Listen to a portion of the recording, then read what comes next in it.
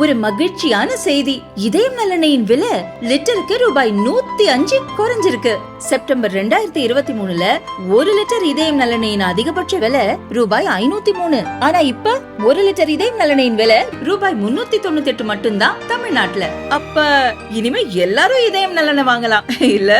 சென்னை உட்பட 7 விமான நிலையங்களில் விரைவான குடியேற்ற சேவை திட்டத்தை மத்திய அமைச்சர் அமித்ஷா தொடங்கி வைத்தார். நாடு முழுவதும் 21 முக்கிய விமான நிலையங்களில் நம்பகமான பயணியருக்கான விரைவான குடியேற்ற சேவை திட்டம் செயல்படுத்தப்பட உள்ளது. இத்திட்டத்தை டெல்லி இந்திரா காந்தி விமான நிலையத்தின் 3 முனையத்தில் மத்திய உள்துறை அமைச்சர் அமித்ஷா கடந்த ஆண்டு ஜூன் 22ஆம் தேதி தொடங்கி வைத்தார். இதையடுத்து சென்னை, பெங்களூரு, ஹைதராபாத், கொச்சி, மும்பை, கொல்கத்தா, அகமதாபாத் ஆகிய 7 விமான நிலையங்களில் இத்திட்டம் தொடங்கப்படுகிறது. பயணிகளுக்கு உலகத்தரம் வாய்ந்த வசதிகளை வழங்க, சர்வதேச பயணத்தை தடையற்றதாக மற்றும் பாதுகாப்பாக மாற்ற இத்திட்டம் தொடங்கப்பட்டுள்ளது.